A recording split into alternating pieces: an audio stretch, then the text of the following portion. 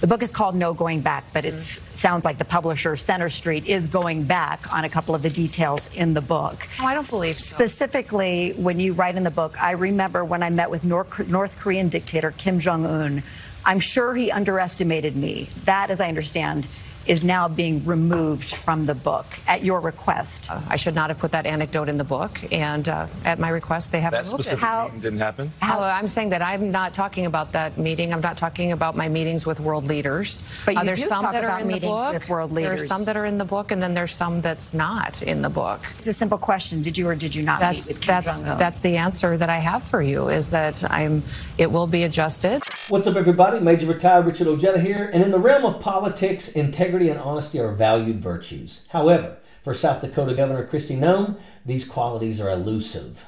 Did you meet Kim Jong Un?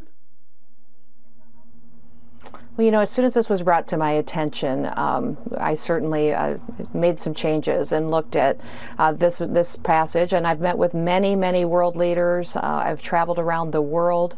As soon as it was brought to my attention, we went forward and have made some edits. So I'm glad that this book is being released in a couple of days, and that those edits will be in place, and that people will have the updated version. So you did not meet with Kim Jong Un. That's what you're saying. You know, I met with many, many world leaders, Once hailed as a potential vice presidential candidate for Donald Trump, Noem's trajectory took a nosedive when her actions and words came under intense scrutiny just a couple of weeks ago. The debacle surrounding her dodging of a simple question regarding her alleged meeting with North Korean dictator Kim Jong Un is just the tip of the iceberg. It's a reflection of a pattern of behavior characterized by evasion and lies. I'm not going to talk about my specific meetings with world leaders. I'm just not going to do that. This anecdote shouldn't have been in the book, and as soon as it was brought to my attention, I made sure that that was adjusted.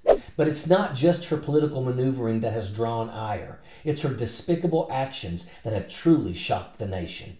In her book, No Going Back, Noem recounted a disturbing anecdote about shooting a 15-month-old dog named Cricket in the face. South Dakota's Governor Kristi Noem is defending herself this morning over a controversial chapter in her forthcoming book where she describes killing her 14-month-old dog. The Guardian newspaper describes a section of Noem's book in which she recounted shooting her dog after deciding it was, quote, less than worthless and untrainable. This act of animal cruelty is not only morally reprehensible, but also goes against the fundamental values of compassion and empathy deeply ingrained in American society. The spotlight fell on Kristi Noem's dubious claim of meeting North Korean dictator Kim Jong Un, a fabricated claim included by a ghostwriter.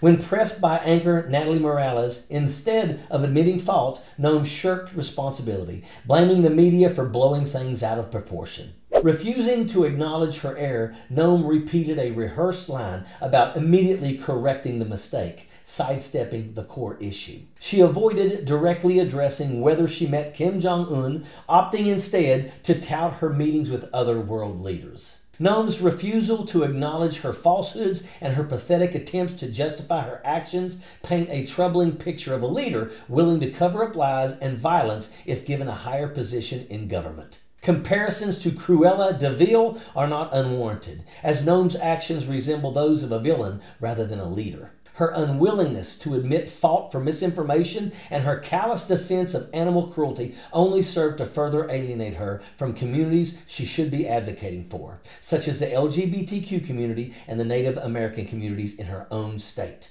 The recent revelations about South Dakota Governor Kristi Noem's treatment of animals are deeply troubling. Her callous disregard for the lives of innocent creatures, coupled with her attempts to justify these actions as necessary for farming purposes, is appalling. Many people are questioning your political future. Well, I don't think you have the facts straight. This was a vicious, dangerous dog that was a working dog, and I had to make a choice between the safety of my children and an animal that was killing livestock and attacking people. Was it a puppy?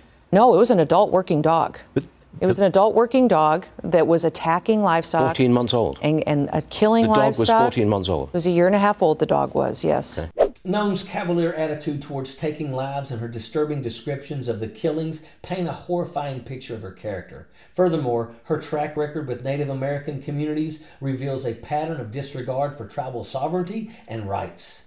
It's clear that Noem is unfit for any leadership position, let alone consideration as a vice presidential candidate.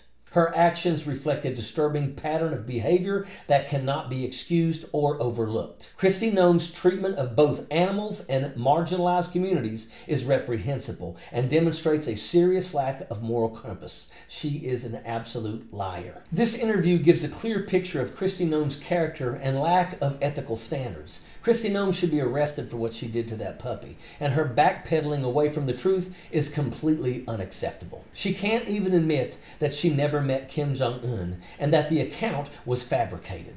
What makes anyone think that she is fit for any leadership position? What an absolute moron. It's time to kick Kristi Noem to the curb, and that is an absolute fact. Sappers clear the way, airborne all the way.